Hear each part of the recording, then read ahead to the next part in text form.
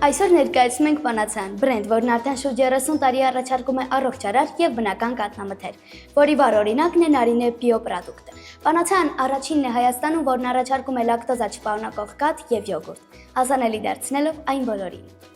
Բոլոր մթերքները պատրաստվում են անարատ եւ բարձրորակ կաթից խիստ վերահսկող պայմաններում, առանց որևիցե արհեստական հավելումների։ Այդ է պատճառը, որ Պանացեան հայկական ընտանիքների կողմից արժանացել է մեծ վստահության։ Պանացեա, սեր առաջին գթալից։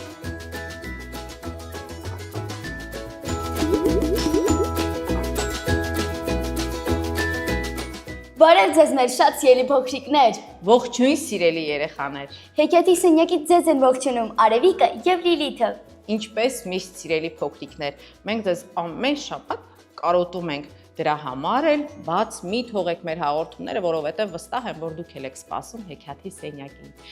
Սիրելի փոքրիկներ, այսօր պատրաստել ենք շատ հետաքրքիր հեքիաթ։ Բուլղարական հեքիաթ ենք ընթերցելու, բայց մինչ կանցնենք հեքիաթին, ինչպես միշտ Մենք այսօր ունենք հյուր, այսօրվա մեր հյուրն է գեղեցիկ Արամեն։ Բարև ձեզ։ Ողջույն Արամե, ինչպես ես։ Լավ եմ, դուք ինչպես եք։ Լավ, շնորհակալություն։ Արամե, շատ շնորհակալ ենք, որ դու այսօր եկել ես մեզ հյուր։ Ճիշտն ասած, ես ճանաչում եմ քեզ, անձամբ ոչ, բայց բեմից որպես տաղանդավոր դերասան ես արդեն ճանաչում եմ Արամեին եւ կուզեմ, որ մի փոքր ներկայացնես քեզ, քանի տարեկան ես, որ դպրոցում ինչ այսպես սովորում ես, բայց քո թատերական գործունեության մասին մի քիչ պատմես մեզ։ Ես դեռ 6 տարեկանից սկսել եմ նկարվել գովազդներում եւ այդպես կամաց-կամաց կարծես սկսել եմ համացանցում հայտնիանալ, բայց թատրոնով եւ լրիվ այլ կերպ եմ ընկել։ Ինչպես։ Մի անգամ ավտոբուսով տուն էի գալիս դպրոցից եւ հանկարծ ավտոբուսի մեջ ռեժիսորի տղանից նկատեց, նա հասկացավ, որ կարող եմ ես նման լինել ներկայացման հերոսին եւ ինձնից խնդրեց ծնողներիս հեռախոսահամարները։ Մի օր գնացի փորձի եւ կարծես թե հավանեցին, ընդունվեցի։ Տեսնում եք, սիրելի փոքրիկներ, պատահականությունները երբեմն շատ մեծ դեր են խաղում մեր կյանքում։ Կարծում եմ դա քո ապագայի վրա շատ լուրջ ազդեցություն է ունեցել, որովհետեւ երևի չես էլ մտածել թատրոնի մասին, բայց այդպես ինքնաբերաբար ստացվել է։ Այո, հա։ Ես Արամեի մասին մի շատ հետաքրքիր բան գիտեմ։ Արամեն այս տարի ընդունվել է ֆիզմատ։ Ինքը շատ լավ գիտի մաթեմատիկա։ Ես կարծում եմ այդ երկու մասնագիտությունները համեմատելի չեն, ինչպես է ստացվել։ Դե քանի որ մեծ քույրս ֆիզմատն ավարտել է, ես էլ կարծես թե մաթեմատիկայից լավ էի, որոշեցի ես էլ ընդունվեմ, նաև շատ լավ միջավայր է այնտեղ, շատ լավ ուսուցիչներ, փորձեցի ու ստացվեց։ Իսկ ուզում ես որ գիծն ես ուզում շարունակել հետագայում։ Դե իմ կարծիքով հիմնական մասնագիտություն, որպես կվերցնեմ այդ մաթեմատիկայի ոլորտում որևէ բան, իսկ թատրոնը կարծես կլինի իմ հոբին եւ շուշուտ թատրոն կգնամ եւ ներկայացումներ կխաղամ։ Կեցես, ես գտնում եմ, եթե մարդը տաղանդավոր է, օժտված է, նա անպայման պետք է զբաղվի դրանով։ Կարելի է նաև չզբաղվել մաթեմատիկայով, որովհետև հիշիր, դու տաղանդավոր ես։ Ոչինչ, մի ֆիզիկոս, մի քիմիկոս, մի մաթեմատիկոս մենք պակաս կունենանք, բայց բեմի տաղանդները շատ չեն, այնպես որ պետք է փայփայենք ձեզ, Արևիկիներ, քեզ էլ երկուստ էլ շատ տաղանդավոր եք եւ գիտեմ, որ միասին էլ խաղում եք նույն ներկայացումներում։ Արամե, ուզում եմ որ ներկայացնես, թե որ թատրոնում ես գործունեություն ծավալում։ Հիմա խաղում եմ Հանդարտ մշակութային այգում, Հանդարտ թատրոնում, որը գտնվում է Բյուրականում եւ առաջին բացօթյա թատրոնն է։ Ահա, այո, ես եղել եմ, բայց ուզում եմ, որ իմանան էկրանից այն կողմ նստած մարդիկ, իսկ որ ներկայացումներում ես դու զբաղված հիմա։ Հիմա ես Հանդարտում խաղում եմ Ալպիական մանուշակը, Աքսել Բակոնցի գրած, եւ Խաղողի այգին Վիլյամ Սարոյանի գրած, բայց բացի դրանից ես խաղում եմ Խնկահոտ երգիրը, որը գրել է Գագիկ Կինոսյանը եւ ինչ որ որևէ թատրոնին չի պատկանում։ Մենք դա խաղում ենք Սունդուկյան թատրոնում։ Ահա, այսինքն այլ թատրոնում էլ ես, ուղղակի հա, բեմի վրա, լավ, հասկացա, այլ բեմի վրա։ Արամե, ես ուզում եմ հարցնել, քո դասարանցիները ինչպես են քեզ վերաբերում, նրանք մի տեսակ հպարտությամբ են լցված։ Դե հա, իհարկե։ Այլ դասարանների մոտ կարծես հպարտանում են, որ տեսեք, մեր դասարանում այդպիսի բան կա, չէ՞ կարծում եմ։ Դե հա, նրանք նաև եկել են դասարանով նայել են ալպիական մանուշակը եւ ես ուրախ եմ, որ նրանք ինչ որ վրդով մունք չունեն, այլ շատ ուրախությամբ են դրանով մոտենում։ Եվ այո, կարծես թե եթե ինչ-որ դպրոցում,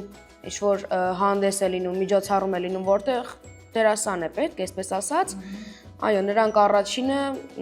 քո անունն են տալիս, այո։ Իսկ առհասարակ հեքիաթներ սիրում ես, քանի որ հեքիաթի սենյակում այո, ես շատ եմ սիրում, ընթերցում եմ հեքիաթներ, բայց հիմա ավելի շատ սկսել եմ մեծածավալ ստեղծագործություններ ընթերցել։ Այո, տարիքի հետ կապված արդեն անցնում ենք այլ ստեղ, բայց հեքիաթները թող միշտ քո միշտ էլ կյանքում կան, լինեն։ Այո, դրանք շատ կարևոր են։ Արևիկ, իսկ միասին Արամեի հետ ո՞ր ներկայացումում եք զբաղված դուք։ Խաղողի այգին։ Խաղողի այգին ես դա դեռ չեմ նայել, բայց անպայման կնայեմ։ Նոր ներկայացում է։ Այո, նոր ներկայացում է, դեռ չեմ հասցրել, բայց իհարկե ալպիական մանուշակը ես հասցրել եմ դիտել։ Այնպես որ սիրելի փոքրիկներ, դուք էլ անպայման հետևեք այս երկու տաղանդավորների գործունեությանը։ Ժամանակն է արդեն, որ անցնենք մեր հեքիաթին, բայց մինչ կսկսենք, ասենք, որ այսօր Մեզ հետ կլինի Մարիա Էլզան, Դարելյան Art Studio-ի սանը, ով կպատկերի ինքնընտրած հերոսին կամ հերոսներին։ Եվ իհարկե չմոռանանք շնորհակալություն հայտնել Panacea պրոդուկտին, որը ներկայանում է համեղ եւ բազմատեսակ յոգուրտներով։ Եվ իհարկե Կլուբ Կապիտալին ենք շնորհակալություն հայտնում հաղորդմանը աջակցելու համար։ Դե ինչ, ես կսկսեմ երեխաներ։ Բուլղարական հեքիաթ ենք այսօր կարդալու, որը կոչվում է Ոսկուց թանկ 3 խորհուրդ։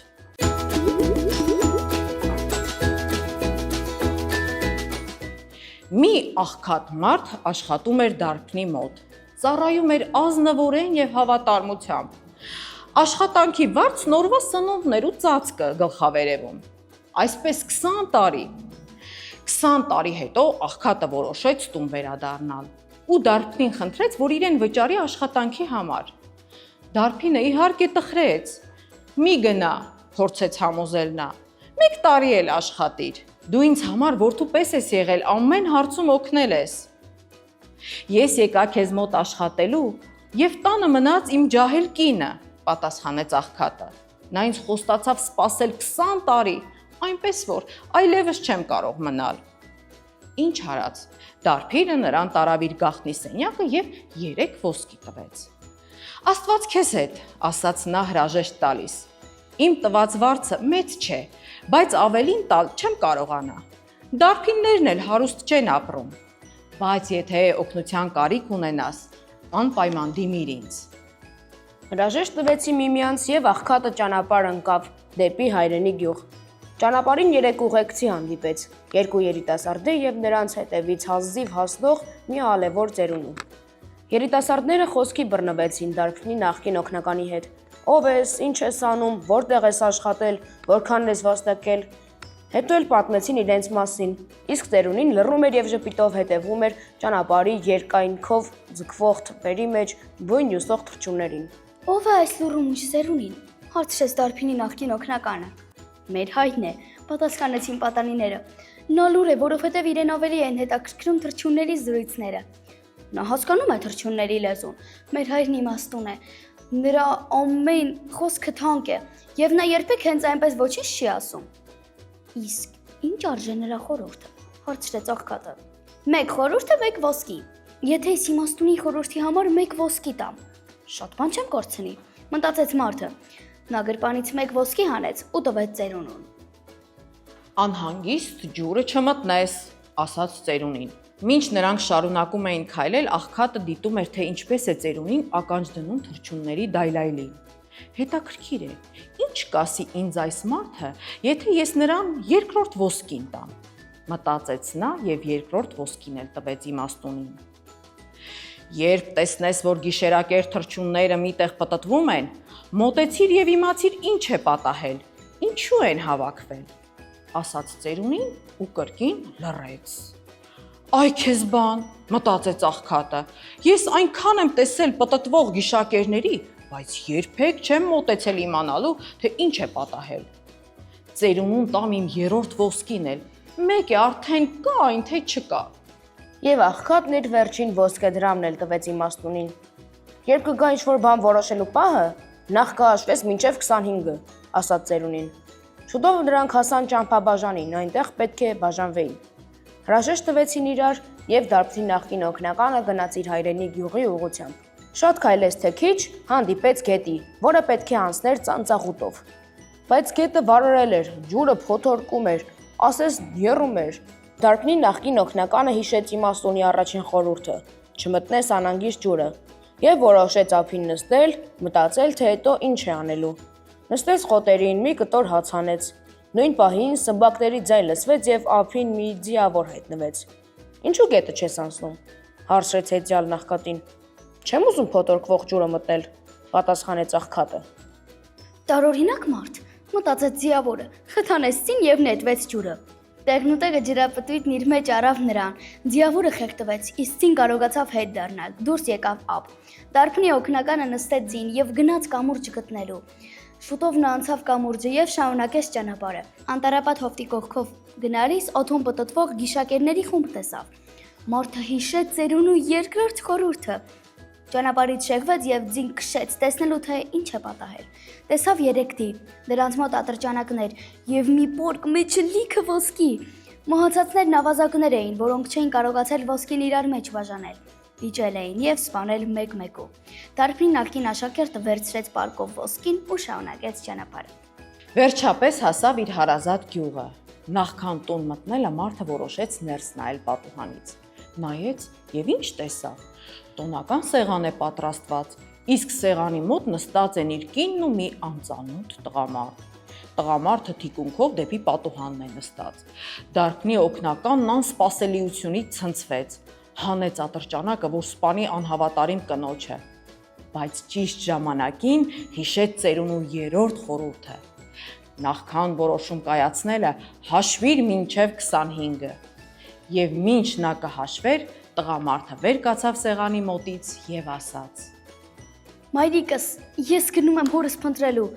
այսքան տարի է չենք տեսել նրան։ Երբ նա գնաց, որդիս, դու 3 ամսական էիր, 20 տարի է անցել, ասաց կինը։ Այս ամենը լսելով Դարբնի օգնականը հասկացավ ծերունու երրորդ խորհրդի կարևորությունը։ Քիչ մնաց փորձանք բերեի, գոչեց մարդն ու գրկեց հարազատներին։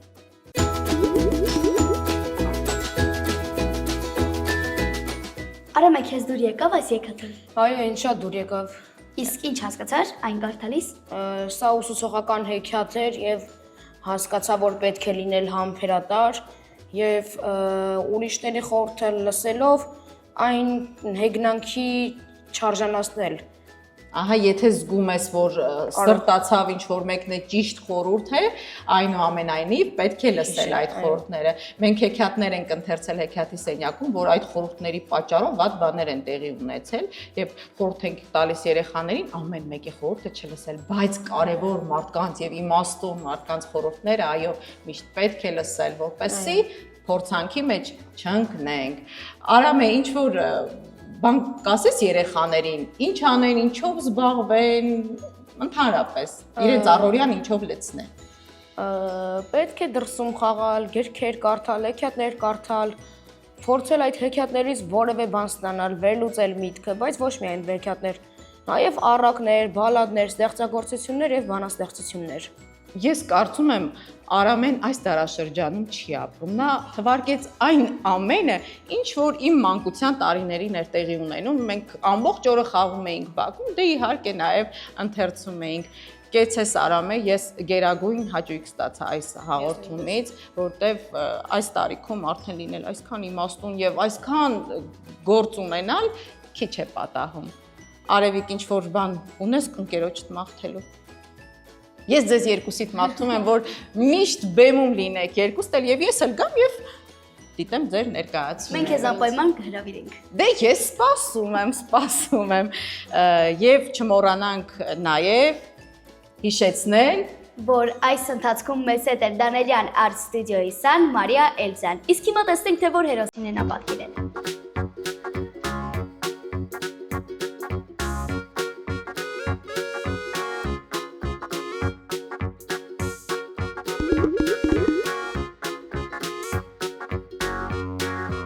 Արամ եմ շնորհակալություն այդին, որ այսօր եկար մեզ հյուրեր։ Ես էլ եմ շնորհակալ։ Պանացիա բրենդը քեզ համար պատրաստել է նվեր։ Իհարկե նաև Մարիա Էլզայի համար։ Չմոռանանք նաև շնորհակալություն հայտնել Պանացեա ընկերությանը մեր հաղորդմանը աջակցելու համար եւ իհարկե Կլուբ Կապիտալին ենք շնորհակալ։ Եկեք երեքով ցտեսություն մաղթենք փոքրիկներին։ Ցտեսություն։ Այսօր ներկայացնում ենք Պանացեան բրենդ, որն արդեն շուրջ 30 տարի առաջարկում է առողջարար եւ բնական կաթնամթեր, որի բառ օրինակն է Նարինե բիո պրոդուկտ։ Պանացեան առաջինն է Հայաստանում, որն առաջարկում է լակտոզա չպարունակող կաթ եւ յոգուրտ, ազանելի դարձնելով այն բոլորին։ Բոլոր մթերքները պատրաստվում են անարատ եւ բարձրորակ կաթից խիստ վերահսկող պայմաններում, առանց որևիցե արհեստական հավելումների։ Այդ է պատճառը, որ Պանացեան հայկական ընտանիքների կողմից արժանացել է մեծ վստահության։ Պանացեա, սեր առաջին գթալից։